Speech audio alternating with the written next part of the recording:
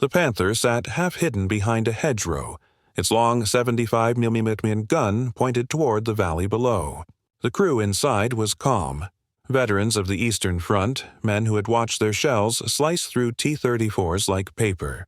The commander, Oberfeldwebel Klaus Richter, peered through his binoculars, scanning for the telltale silhouettes of Shermans. He wasn't worried. At 1,500 meters, the American tanks were little more than targets. The Panther's armor, 80 millimeters of sloped steel on the front, had never been pierced head-on by anything the Allies could field. To his crew, it was a fortress with tracks. The first flash came from the tree line opposite. A thunderclap followed, rolling across the valley. The gunner laughed. "Sherman, too far. It will bounce." A heartbeat later, something impossible happened. A spark erupted where the glacis met the driver's plate. The armor didn't ring. It cracked. The shot tore through the transmission housing, ricocheted inside the fighting compartment, and burst out through the rear engine deck. Smoke filled the turret. The loader screamed. Klaus froze. His mind refused to accept it. A Sherman, at nearly a kilometer, had just killed a Panther, frontally. He stumbled out of the hatch into the choking air, staring at the hole. It was clean, surgical, a fist-sized wound edged in molten steel. The myth was gone. Far across the field, a U.S. tank commander lowered his periscope and said quietly to his gunner, "That one went clean through. HVAP's doing its job." The battlefield had just changed. And in that instant, the German army's most feared weapon had learned that invincibility had an expiration date. The making of the myth, how the Panther became a fortress on tracks. In 1943, as the smoke cleared over the wreckage of Kursk, one machine emerged from the battlefield as the symbol of German engineering supremacy, the Panther. It was fast, sleek, and lethal. A tank designed not merely to fight, but to terrify. The Panzerkampfwagen V Panther had been conceived in panic. The appearance of the Soviet T-34 in 1941, with its sloped armor, wide tracks, and deadly 76.mm gun, had shaken the German command. The Wehrmacht needed an answer, and it needed one fast. The result was a compromise between necessity and obsession. A tank that borrowed the T-34's sloped armor concept but improved it with German metallurgy, optics, and firepower. By the summer of 1943, the Panther entered the field. Its KWK-42 L70 75mm gun could penetrate a T-34's frontal armor at over 2 kilometers. Its glacis plate, 80 mm thick and sloped at 55 degrees, could deflect most Allied shells even at point-blank range. When it first appeared, Allied tank crews whispered one word over radio nets: untouchable. A weapon of confidence. To German tank crews, the Panther wasn't just a vehicle. It was protection incarnate. Many of its early drivers had watched older Panzer foes burn under Soviet fire. The Panther changed that dynamic. Crews began to feel untouchable, even reckless. They learned to engage from long range, confident that enemy shells would bounce off their armor with a ringing clang.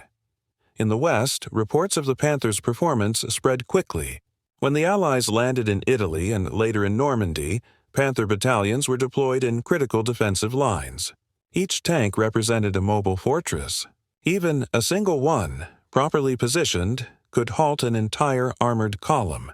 A captured U.S. report in late 1943 summarized it bluntly. No weapon currently available to American forces can reliably penetrate the Panther's frontal armor at standard combat ranges. This realization was devastating for Allied morale. Crews went into battle knowing their best weapon, the 75mm M3 gun on the Sherman, could not kill a Panther from the front at any distance. They had to flank, expose themselves, get within a few hundred yards, and pray they could find a side angle before the Panther's gun found them first. The imbalance was brutal, a lopsided battlefield in the hedgerows of Normandy. The first clashes between Shermans and Panthers revealed the scale of the problem. American tankers described their shells sliding off like water on glass. Even British Firefly crews, whose 17-pounders could just manage to punch through at long range, needed luck, position, and surprise. For German crews, every engagement reinforced a sense of superiority. We could smell their fear, one Panther gunner recalled after the war. We knew they couldn't hurt us. We took our time. The Panther's drawbacks, its mechanical fragility, its overloaded suspension, its unreliable transmission, mattered little when the enemy's guns couldn't penetrate. Its presence on the field had a psychological effect as much as a tactical one. In those early months of 1944, the Allied forces were outgunned, outranged, and, in many cases, outthought. They needed something new, something that could make a German crew hesitate before rolling into the open. That need became an obsession. The search for an answer at the Aberdeen Proving Ground in Maryland. American ordnance engineers tore apart captured Panthers.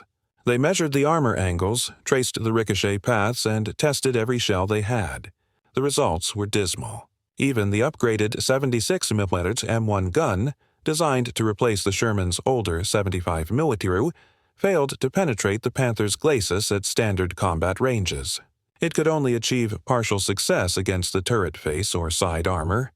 The engineers knew the problem wasn't just the gun. It was the ammunition. The Army's standard armor-piercing rounds made of steel simply deformed on impact. What they needed was a material harder than the armor itself. Enter tungsten carbide, a dense, heat-resistant metal capable of punching through steel like a chisel through ice. When fitted into a small sub-caliber core and fired from a sabot, a lightweight carrier that fell away mid-flight, it could reach staggering velocities. The Americans called the result HVAP, High Velocity Armor Piercing. The idea was simple. Don't outgun the Panther. Outspeed it. By early 1944, prototypes of the new HVAP ammunition were ready. Tests showed penetration of up to 140 mm of armor at 1,000 yards, more than enough to kill a Panther from the front. But there was a problem. Tungsten was rare, expensive, and needed for machine tools, cutting heads, and industrial production. The Army couldn't afford to issue HVAP rounds in bulk. Still, as the Normandy invasion loomed, small batches began to reach frontline tank battalions. Crews were told, "Save these for the Panthers." The myth of German invincibility was about to be tested by physics. The arrival of the 76mm gun and HVAP, America's answer to fear. In the early months of 1944, while planners in London prepared for Operation Overlord, a quieter struggle unfolded inside the U.S. Army Ordnance Department, a war of belief. The men designing tanks and guns had to convince generals that America's best-selling tank, the M4 Sherman, was dangerously outmatched. For years, the Sherman had been good enough. It was reliable, fast, and easy to produce. A weapon of quantity rather than perfection. But the battlefield was evolving faster than doctrine. German engineers had redefined armored warfare, and the Panther was the proof. Its 75mm gun was longer, more precise, and more lethal than anything the Sherman carried. Colonel Joseph Colby, one of the ordnance officers at Aberdeen, summarized the dilemma. We were building a tank for 1942, and the enemy was already fighting in 1944. The decision to upgun the Sherman with a 76mm M1 cannon was made in late 1943, but acceptance was slow. Many senior commanders, including General Eisenhower himself, worried that heavier guns meant slower production and mechanical complications. The Sherman wins by numbers, some argued. Don't change what works. It was a fatal illusion. The breakthrough in ballistics while policy dragged. Engineers at the Watertown Arsenal Laboratory worked on an experimental shell that could achieve what brute force could not: speed. Their innovation lay in the tungsten carbide penetrator, a small, dense core surrounded by a lightweight aluminum body. The sabot casing fell away once the shell left the barrel, allowing the core to travel at nearly 3,400 feet per second, far faster than standard armor-piercing ammunition. This was the M93 HVAP, High Velocity Armor Piercing, round. A round that, in testing, punched through an 80mm Panther Glacis plate at over 900 yards. To gunners who had watched their shells bounce off German tanks for months, the first test results were electric. One report from Aberdeen recorded a sergeant's reaction simply as, "Finally," but there was a catch. Each round contained tungsten, a material already in desperate demand for machine tools and cutting blades. America could not afford to produce millions. By the time the first HVAP shipments reached Europe in the summer of 1944, most tank battalions received fewer than 10 rounds per tank. These precious shells were stored in labeled boxes with handwritten warnings, for Panthers and Tigers only. The arrival of the 76mm armed Shermans began quietly. The first units to receive them were from the 2nd and 3rd Armored Divisions, training in southern England in early 1944. Crews noticed immediately that the new gun's barrel was longer and its muzzle flash brighter, but they also complained about its blast and recoil. Firing it at night could reveal their position instantly. Still, the promise of finally being able to fight back outweighed the discomfort. Gunnery instructors drilled crews on HVAP's ballistic profile. It was faster, flatter, and required different range estimation. The tungsten core didn't deform, it drilled. Crews were taught to aim for weak points: the lower glacis, the mantlet edge, the turret ring. They memorized range tables and firing angles, even practiced distinguishing Panthers from Panzer IVs through binoculars so they wouldn't waste HVAP on the wrong target. Tank gunners became mathematicians with seconds to live. Crossing the Channel, when the Allied invasion began in June 1944, only a fraction of U.S. tanks in Normandy carried the 76mm gun, and even fewer had HVAP. Supply shortages meant many Shermans still used the older 75mm cannon, hopelessly inadequate against Panther fronts. In the first days after D-Day, U.S. tankers faced Panthers head-on and paid the price. One report from the 703rd Tank Destroyer Battalion described a typical engagement near Caumont. 3 Shermans fired at one Panther from 400 yards. All rounds bounced. The Panther returned fire, destroying 2 in under 30 seconds.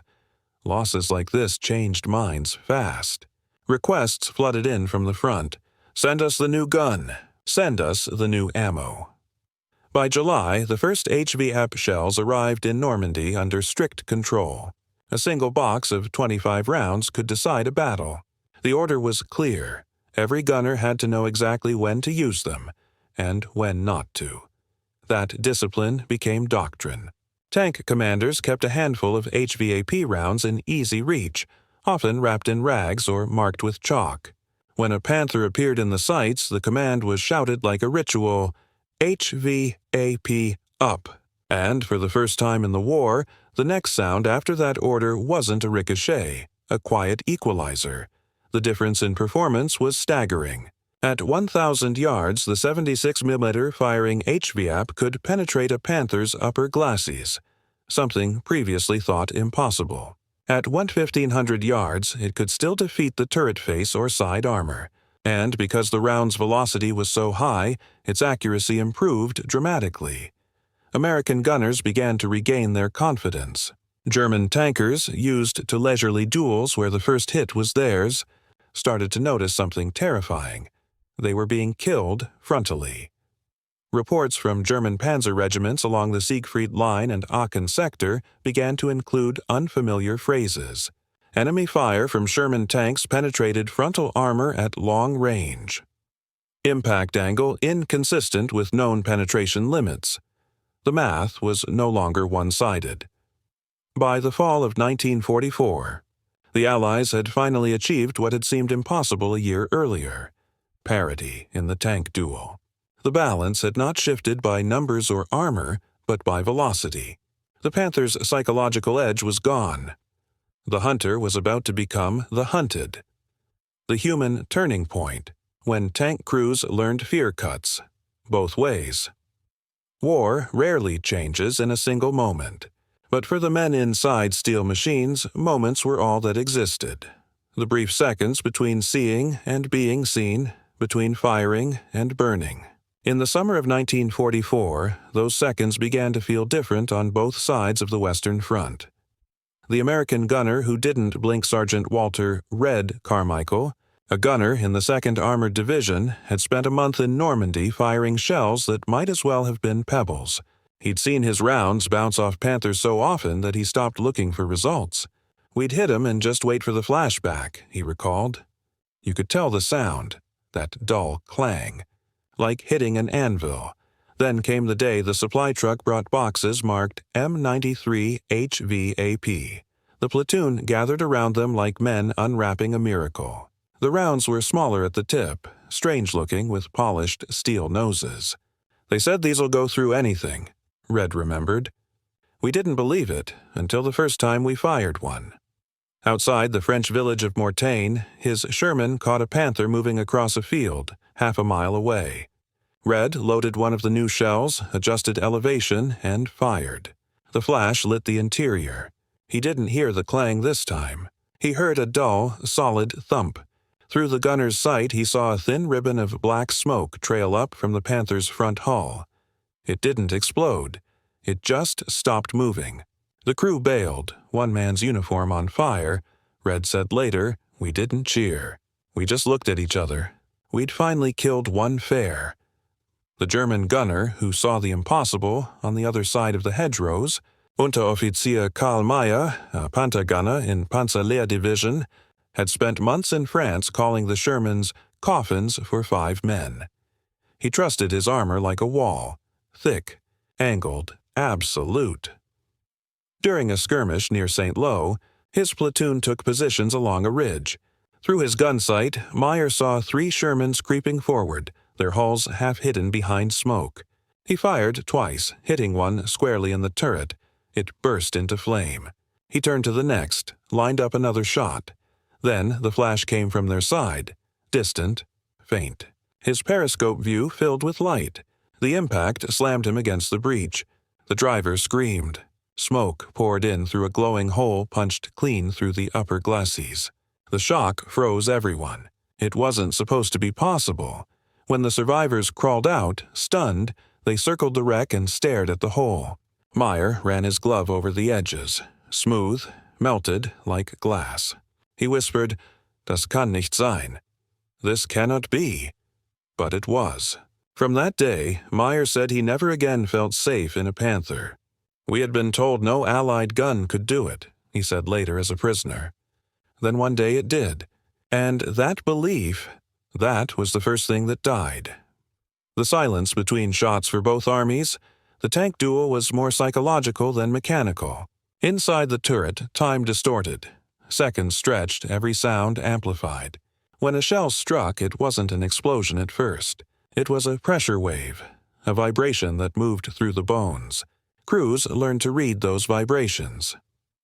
Before HVAP, American crews recognized the clang of futility. After HVAP, they heard a new sound, the crunch of consequence. One German officer described how his men began reporting nervous ears. They flinched at distant gunfire, unsure if it came from a 75mm or the new 76mm firing the Blue Core round. Rumors spread faster than reports. Panthers destroyed at long range became whispered proof that the Americans had silver bullets. It wasn't superstition. It was physics finally catching up to confidence. New rules of engagement, tactics changed almost overnight. American platoons began to fight differently, slower, coordinated, deliberate. Instead of flanking recklessly, they used cover, let the 76mm tanks engage from range, and waited for the Germans to expose themselves. Tank destroyer units like the M18 Hellcat battalions became lethal. The Hellcat's light frame and 76mm gun-firing HVAP meant it could move, fire, and relocate before the enemy even traversed his turret. It was the perfect counter to an army built on static armor superiority. For German tankers, every engagement now carried doubt. Even with range advantage, they could no longer assume immunity. Reports from Panzer Brigades 106 and 111 during the Ardennes offensive noted a new hesitation, crews refusing to fight frontally, preferring ambushes and defilades. It was not cowardice, it was adaptation. The Panther was still deadly, but fear had entered the equation. The myth begins to crack war feeds on stories, and none was bigger than the Panther's reputation. For months it had defined battlefield balance. Now that reputation was cracking, not by propaganda, but by word of mouth among the men who had believed it most. At a field interrogation in late 1944, a captured Panther commander told his American counterpart, "Your Shermans are not like before. They shoot like our guns now." The American simply replied, "No, we just stopped bouncing."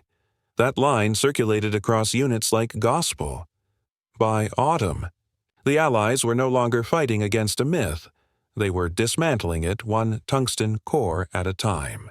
And in that dismantling, something changed permanently in the psychology of armored war. Steel could protect. But belief was what truly made a tank powerful. And belief was starting to die inside German armor. The science of shattered armor, when mathematics caught the Panther, beneath the smoke and dust of 1944's tank battles lay a quieter war. One fought in inches of steel, feet per second, and degrees of angle. It was not just about courage.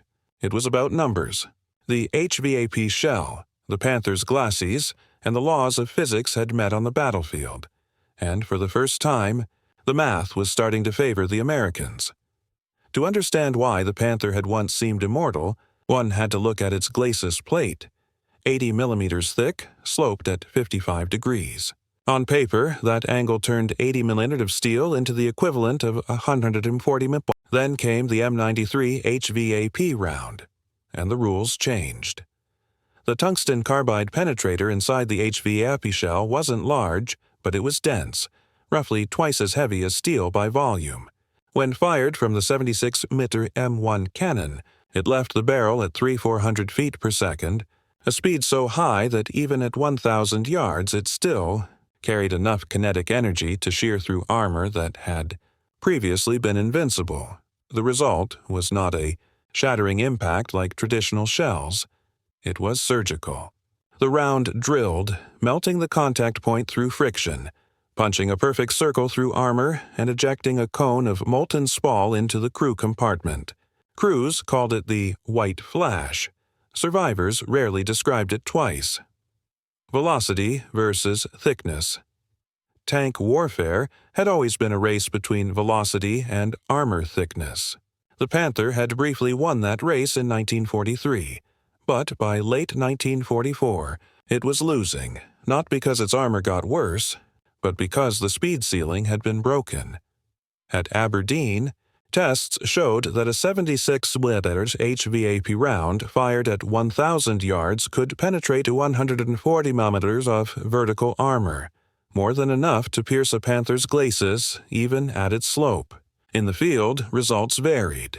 Terrain, weather, and impact angle mattered, but even conservative estimates proved alarming for German analysts. For the first time, a Sherman could engage a Panther frontally at 1,000 yards and expect a kill. That number, 1,000, carried more weight than any statistic. It was the psychological distance of safety. For a year, German crews had trusted that if the enemy was a kilometer away, they were safe. Now that assumption was gone. One Wehrmacht report captured the shock succinctly. American 7.6 cm gun appears capable of defeating Panther frontal armor at ranges exceeding 900 meters. Immediate countermeasures required, but there were none. Armor that lied. The Panther's strength had always been its geometry, not its metallurgy. Its armor, though thick, was not immune to flaws. Wartime shortages meant lower quality steel, brittle under impact. Repeated hits, even non-penetrating, could cause microfractures, turning the glacis into a trapdoor for tungsten. The HVAP's impact exploited those flaws perfectly. When a tungsten core struck the plate at high velocity, the steel didn't deform. It cracked along stress lines, multiplying the internal damage. Even if the round didn't pass completely through, the spall it generated could turn the crew compartment into a blender of red-hot fragments. Captured German engineers later admitted the Panther's armor was never designed to resist such kinetic extremes. One report from MAN, Machine and Fabrik Augsburg-Nürnberg, the tank's manufacturer, noted no practical adjustment to thickness or angle will fully defeat subcaliber tungsten projectiles at present velocities. The race had been won not by thicker armor, but by smarter ammunition, invisible advantage, accuracy. HVAP's lighter sabot meant higher muzzle velocity, but it also offered flatter trajectory. In tank combat, that mattered more than brute force. Gunners could aim directly at a target center mass without adjusting for drop. Range estimation errors, the bane of every battlefield shot, became less fatal. In combat reports from France and Belgium, U.S. tank destroyer crews consistently described first-round hits with HVAP rounds out to 2,200 yards. One M18 Hellcat unit noted proudly, "It's no longer about who shoots first. It's about who lands first." For German crews, this precision felt uncanny. The advantage they'd enjoyed through superior optics and longer barrels was evaporating. The battlefield, once tilted toward them, was now level. When fear changes direction. The physics of penetration translated quickly into psychology. Before HVAP, American tankers approached duels with resignation. Flank or die. After HVAP, German crews began to feel that same weight of uncertainty. The moment of invulnerability was gone. Even the Tiger I, heavier, slower, more armored, was not immune at close range. The Panther, the symbol of German technical mastery, was suddenly mortal. Tank commanders who once sought open engagements now ordered ambushes, defilade positions, and fallback points. Their confidence, that intangible armor, was punctured as cleanly as steel, and for the Allies the change was tangible. They began advancing not with desperation, but with purpose. The battlefield's sound changed. Fewer ricochets, more penetrations, shorter fights. The thunder of long-range duels gave way to the brutal efficiency of one decisive shot.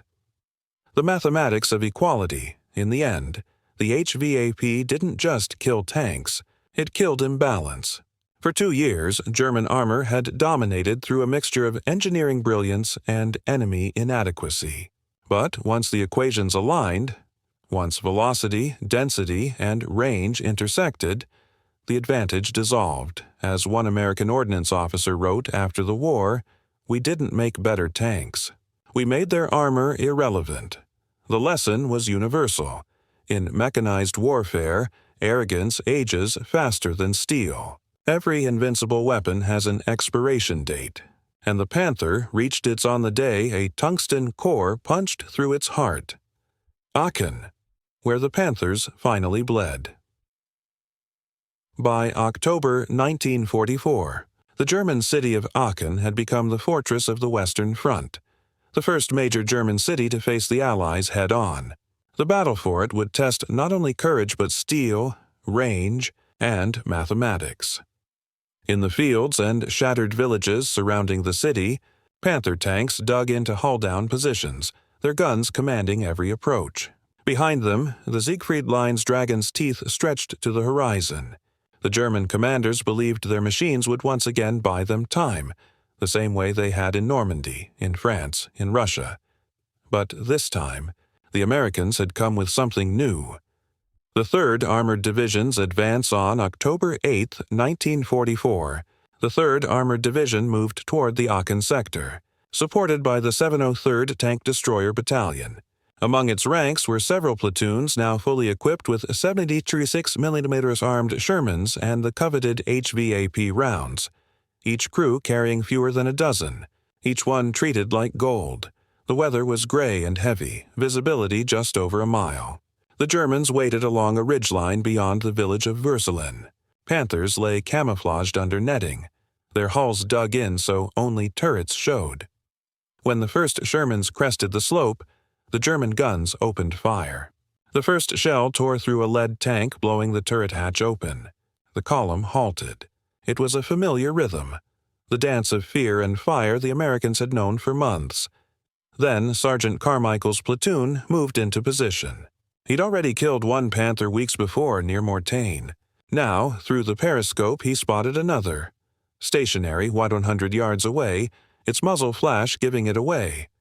He loaded HVAP, range 100, he called. On the glasses.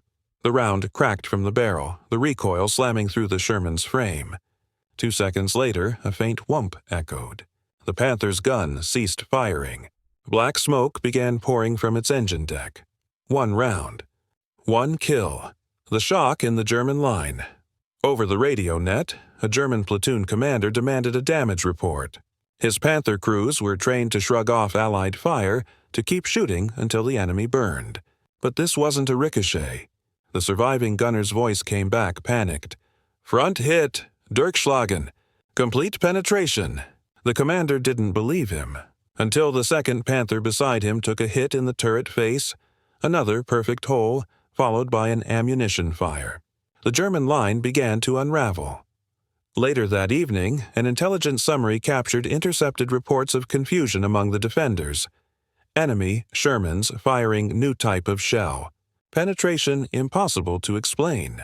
For the first time, the battlefield conversation inside the German ranks was not about bravery or duty. It was about disbelief. As the battle pushed into the city itself, tank warfare turned close and brutal. Streets were narrow, sightlines short, ambushes constant. Panthers had always thrived in open country. Now they were blind, and when one of them rolled out into a junction to fire, its armor no longer guaranteed survival. An after-action report from Company H, 33rd Armored Regiment described a duel inside Aachen. Panther at approximately 900 yards, hull down behind rubble. Fired 2 APC, ineffective. Switched to HVAP. Penetrated through mantlet, fire observed within turret. Crew abandoned vehicle.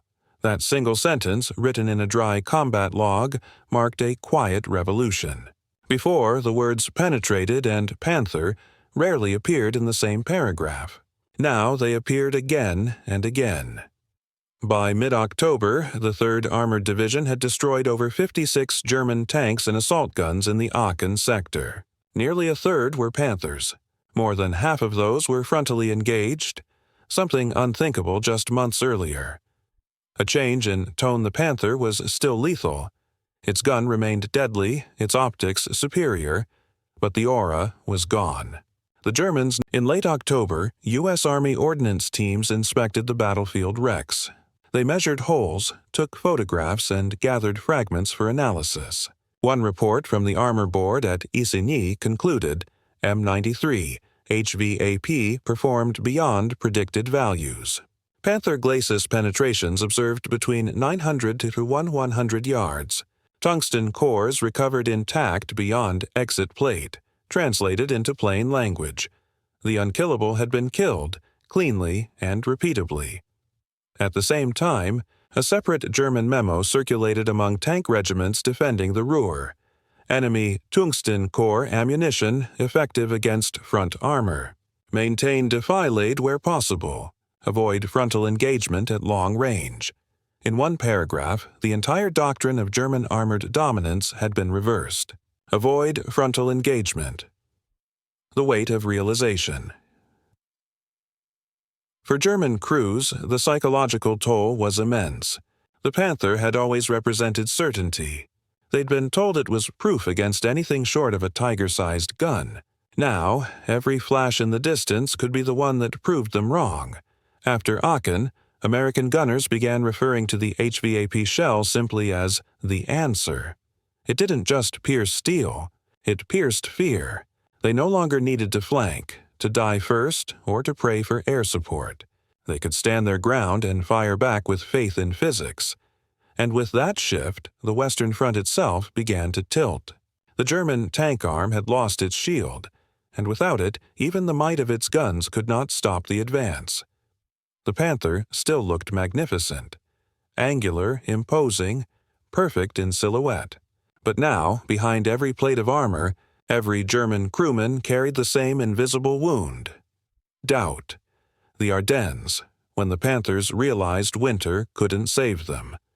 December 1944. Snow buried the Ardennes in silence. Trees stood heavy and still, muffling sound like a blanket. From the frozen hills of Belgium to the fog-choked valleys of Luxembourg, German tanks crept forward through white oblivion. Operation Wacht am Rhein, the Ardennes offensive, had begun. To the Wehrmacht, it was the last throw of the dice. A winter counteroffensive meant to break the Allied line, capture Antwerp, and force peace on Hitler's terms. The tip of that spear was the Panther.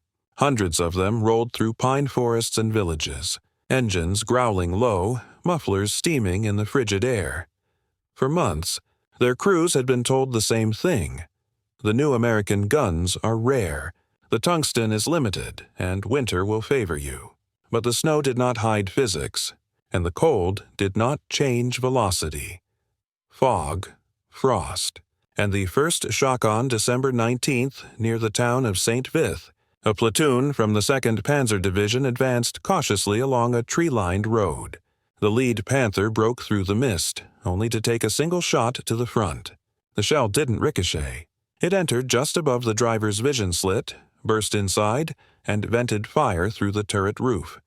The second tank halted. Its commander stared in disbelief. From the front? Impossible! He turned his turret toward the tree line, searching for the source. Nothing but snow and shadow. Another flash, this time from the flank. Another clean kill. Hidden 200 yards away, M36 Jacksons of the 814th Tank Destroyer Battalion had been waiting. Each mounted the 90mm gun, a weapon already powerful. But two of their gunners carried a few HVAP rounds marked with yellow bands. The first had been enough. The snow muffled the sound of the impacts, but the result was unmistakable. In minutes, a German column that should have dominated the field was reduced to burning silhouettes in the frost. A U.S. sergeant watching through binoculars muttered, "They finally bleed." When ambush became a gamble, the German plan depended on surprise. Panthers waiting in ambush, striking before the Americans could respond. But now, surprise was no longer a guarantee of safety. At Bastogne, near the village of Neuville, Panthers from the 2nd Panzer Lehr Division engaged Shermans from the 10th Armored Division. The Germans fired first, knocking out 2 tanks. The rest withdrew behind smoke as always. But when they re-emerged, they fired back from over 1,000 yards. The German gunner in one Panther saw the incoming tracer arc toward him, straight and fast. He braced for the familiar ricochet. Instead, there was a blinding flash and a sharp metallic crack. The front plate peeled open like torn paper. The loader beside him never moved again. The commander screamed for reverse, but the engine had already stalled from the blast. When the surviving crew crawled out, the tank behind them was burning too. The snow hissed as it melted around the wrecks. A captured officer from that fight later told his interrogators, "We were the ambushers, but it felt as if they had been waiting for us." Physics in the cold the Ardennes winter was a cruel teacher. Cold air thickened, carrying sound farther. Muzzle flashes were easier to see, but trajectories were flatter. HVAP, with its high velocity, thrived in those conditions. The tungsten cores sliced through frigid armor as if the cold itself were sharpening them. In after-action reports from the 703rd Tank Destroyer Battalion, gunners noted multiple kills at ranges previously deemed impractical. One commander wrote, "HVAP performed beyond expectation. Panthers engaged and destroyed frontally at 1,200 yards, temperature 18 degrees Celsius." Meanwhile, German workshops received increasingly desperate requests. Need thicker glacis or improved slope. Current armor inadequate versus new American ammunition.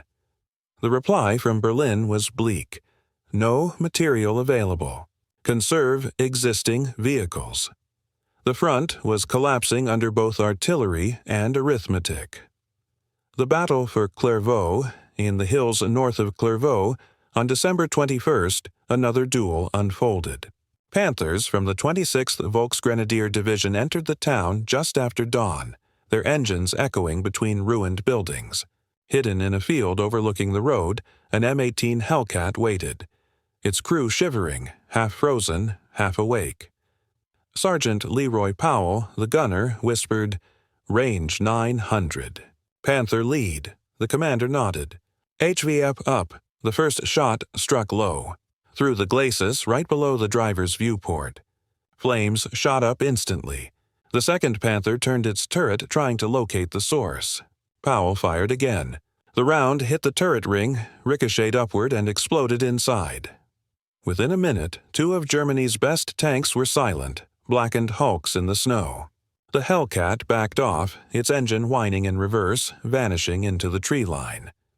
For Powell's crew, that engagement became a legend. For the German survivors, it was something worse, proof that even ambush positions no longer promised safety. The sound of Doubt German radio intercepts from late December tell the story in fragments. Calls for reinforcements filled with disbelief. American 7.6 and 9.0 cm guns piercing front at over 800 meters. Tungsten ammunition suspected. Recommend avoiding open areas. Armor no longer secure. The tone had shifted from command to survival. Crews began digging hull-down positions deeper, hiding tanks under barns, behind stone walls, anything that might absorb the first hit. Panthers moved at night, engines off by day. They fought from fear, not from dominance. The winter that was supposed to hide them had only made their deaths more visible. Black smoke against white snow. A war of fading confidence. By January 1945, the offensive had failed. The Panther battalions that returned across the Rhine were ghosts of their former selves. Half strength, their crews exhausted, their faith in their armor gone. A post-war German analysis summed it up with chilling brevity. Enemy tungsten core projectiles nullified the advantage of frontal armor. Panther effectiveness reduced by 1/3 due to psychological impact alone.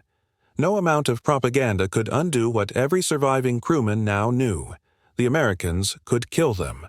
Frontally, at distance, in any weather, the Ardennes marked the end of an era. The Panther had entered the war as the perfect predator.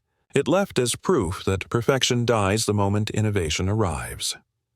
When the snow melted in spring, the fields of Belgium revealed what the winter had hidden. Hundreds of burnt-out Panthers. Their glacis plates pierced clean through. The holes were round, neat, unglamorous. Each one told the same story in a single line of tungsten truth. The myth had ended. The fall of confidence, when steel couldn't protect faith. By the spring of 1945, the Western Front had transformed. The battles no longer felt like duels. They were pursuits. German armored formations, once the sharpest instruments of blitzkrieg, were now battered, cornered, and afraid. The reason wasn't just fuel shortages or Allied air power. It was a psychological collapse. The Panther, their symbol of invincibility, had proven mortal. Interrogations of captured tankers in February 1945 revealed the same pattern of disbelief.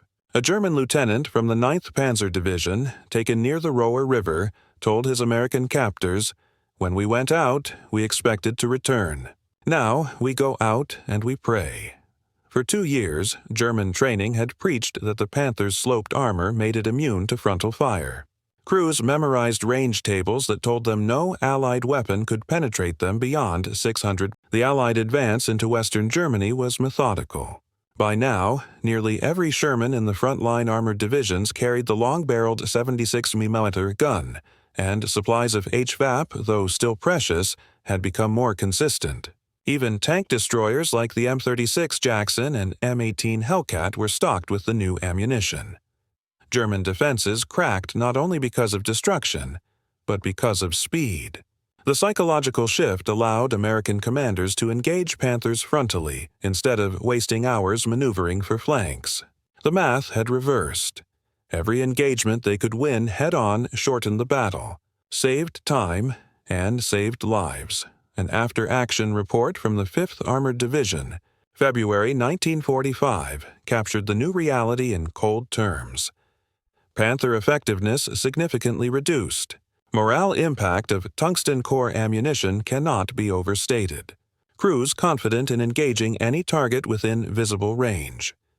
Where once the word Panther inspired caution, it now elicited a challenge. The Panther's silent death by March. Many German tank crews had begun sabotaging their own vehicles when fuel ran low. They no longer tried to save the machines for later fights. The tanks were burdens, not blessings. In several recorded cases, Panthers were found abandoned with full ammunition racks, their engines intact. A German technical officer interviewed post-war explained why we no longer trusted the armor. We trusted distance, and even that disappeared. The famous silhouette, the broad hull, the long gun, the proud turret, had become a target rather than a threat. Allied gunners were trained to recognize its shape instantly, to aim high on the glacis or dead center on the mantlet. Even the sound of its engine, once the prelude to terror, had become a signal for an HVAP shell already chambered, and in the words of one American tank commander from the 4th Armored Division, "Once you know the big cat can bleed, it stops being a monster. It's just another hunt." The changing rhythm of battle. The Ardennes had proven a laboratory for new doctrine. The lessons learned there shaped every battle that followed through the Rhine, Cologne, and into the Ruhr pocket. No longer were tank duels drawn-out affairs. Engagements became shorter, deadlier, and precise. U.S. tank destroyer groups perfected their ambush patterns.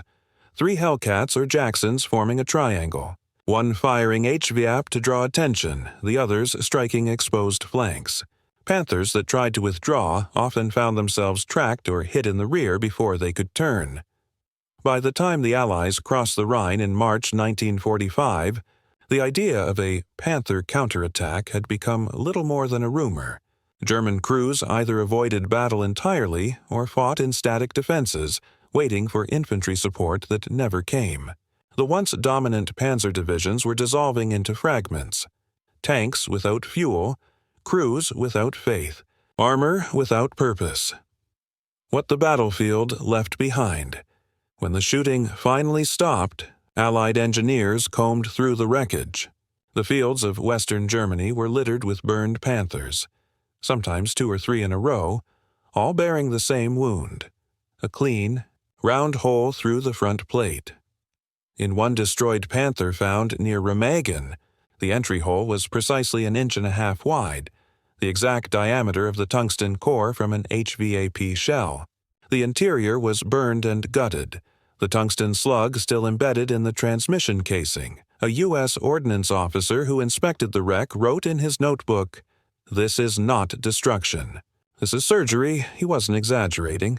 HVAP had turned armor combat into applied mathematics, and mathematics had no respect for myth. From arrogance to awareness. Even among Allied tankers, there was a kind of grim respect. They knew the Panther had been a masterpiece of design, and that defeating it took not luck, but relentless adaptation. The crews who had survived Normandy felt the difference in their bones. Private diaries from that time reflect the emotional whiplash. "We used to feel like targets," wrote one gunner near Cologne. "Now, when they appear, it's us who breathe easier." Victory didn't bring joy, just relief. Every HVAP kill was a small repayment for months of running, burning, and dying inside tin cans that couldn't punch back. The balance had finally shifted. The myth of the Panther had been paid for, one tungsten round at a time. Legacy of a shattered Titan, how the death of the Panther rewrote the future of tanks. When the smoke cleared in 1945, the world's most feared tank was finished. Not by numbers, not by bombs, but by science. The Panther, once the embodiment of German engineering genius, now lay scattered across the continent in twisted, hollowed-out shells. Its armor, its aura, its myth, all punctured by a projectile no larger than a man's wrist.